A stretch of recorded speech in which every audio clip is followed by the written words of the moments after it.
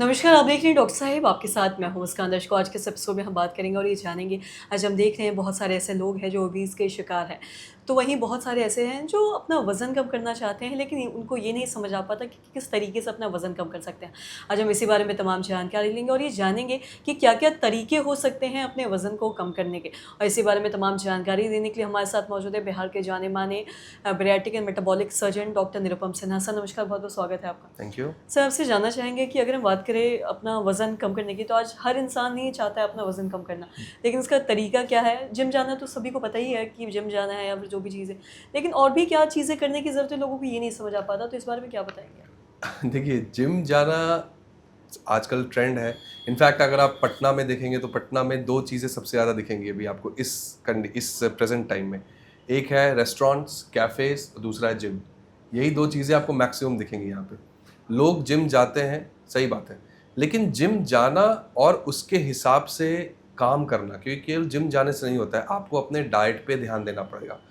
Diet हमारा जो बिहार जैसा राज्य है या फिर झारखंड या फिर अगल-बगल के कोई भी नेबरिंग स्टेट, इसमें लोग हाई कार्ब डाइट को ज़्यादा प्रेफ़र करते हैं। लोग जिसमें जो खाना खाते हैं उसमें high amount of carbohydrate present होती है, high amount of fat present होती है।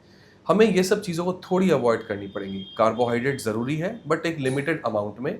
इसीलिए जो एक प्रॉपरली और जिसको कहते हैं एक साइंटिफिक अप्रोच होता है वेट लॉस का, उसमें हम लोग यही सजेस्ट करते हैं डाइट के हिसाब से कि आपको अपने खाने में हाई प्रोटीन रखनी है, मीडियम कार्ब रखना है या फिर लो कार्ब रखना है, लो फैट रखना है। तब जाकर ग्रेजुअली और साथ ही साथ अपनी एक्टिविटी भी मेंटेन करनी है।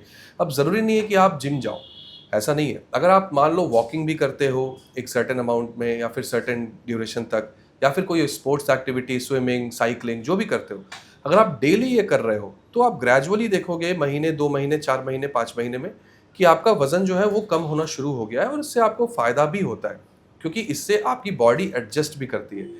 तो सिंपल सी बात है कि आपका प्रॉपरली खाना होना चाहिए और दूसरा ये है कि आपकी एक्टिविटी मेंटेन होनी चाहिए। ये सबसे फर्स्ट इंपॉर्टेंट चीज़ है, जो कि नॉर्मली हर पेशेंट चाहता है करना, हर इंसान चाहता है करना।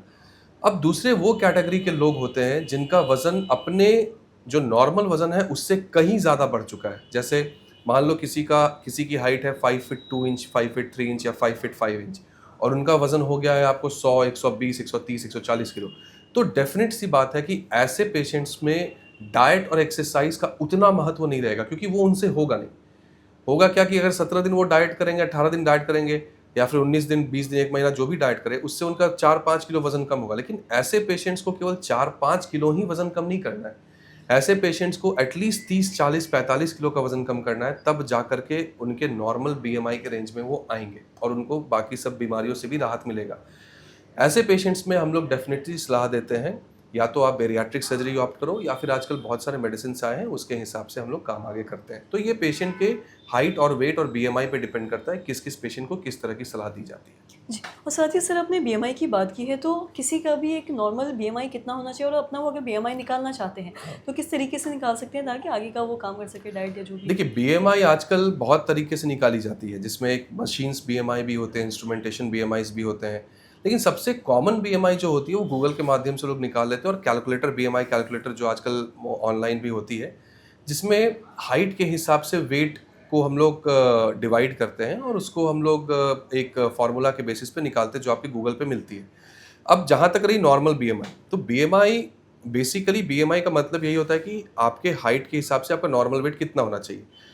18.5 से लेके 24.5 तक अगर जिसकी बीएमआई है इसके बीच में, इसका मतलब है कि वो अपने हाइट के हिसाब से अपना वेट मेंटेन किया हुआ है, जिसको हम लोग नॉर्मल बीएमआई मानते हैं। फिर 25 से 30 की जो बीएमआई होती है वो होती है ओवरवेट की बीएमआई। 30 से 35 ओबेसिटी क्लास 1, 35 से 40 ओबेसिटी क्लास 2 और 40 से ऊपर डेंजरस ओबेसिटी। तो ये 25 से 30 की जो बीएमआई होती है, ये ओवरवेट की बीएमआई, जिसमें ऑलमोस्ट कहिए कि हिंदुस्तान के बहुत सारे लोग रहते हैं, ठीक है? अब ऐसे पेशेंट्स या फिर ऐसे इंसान जो वेट कम करना चाहते हैं, उनके लिए सबसे अच्छी सलाह यही रहती है कि आप डाइट पे ध्यान दो और एक्सरसाइज पे ध्यान दो। कुछ चीज़ों को हम लोग मना करते हैं खाने को, जैसे स्वीट्स हम मना करते हैं, किसी भी फॉर्म में शुगर मना करते हैं, सोडाज़ मना करते हैं, जंक्स मना करते हैं। ये सब चीज़ें अवॉइड करोगे और खाने पे ध्यान दोगे, एक्सरसाइज पे ध्यान दोगे, तो डेफ़िनेट है वो अपने नॉर्मल बीएमआई पे आते हैं। लेकिन जिसकी बीएमआई 35 से ऊपर है या फिर 40 से ऊपर है, या फिर 30 से ऊपर और साथ ही साथ उनको कोई बीमारी डेवलप हो चुकी है, जैसे diabetes, blood pressure, sleep apnoea, जोड़ों में दर्द, महिलाओं में इनफर्टिलिटी की प्रॉब्लम वजन के कारण, ऐसे पेशेंट्स में हम लोग डेफिनेटली या तो उनको GLP-1 मेडिकेशंस या फिर इंट्रागैस्ट्रिक बलून्स या फिर बेरियाट्रिक सर्जरी की सलाह देते हैं, जिससे उनको मैक्सिमम बेनिफिट मिले। सर बहुत बहुत शुक्रिया तमाम जानकारी देने के लिए। तो आशा करते हैं दर्शकों को जो तमाम जानकारी आपको लाभदायक हो। तो आज की इस वीडियो में इतना ही। अगर आपने अपने चैनल को सब्सक्राइब नहीं किया तो तुरंत कर लिए, साथ ही हमारे फेसबुक पेज को लाइक करें। वीडियो देखने के लिए आपका धन्यवाद।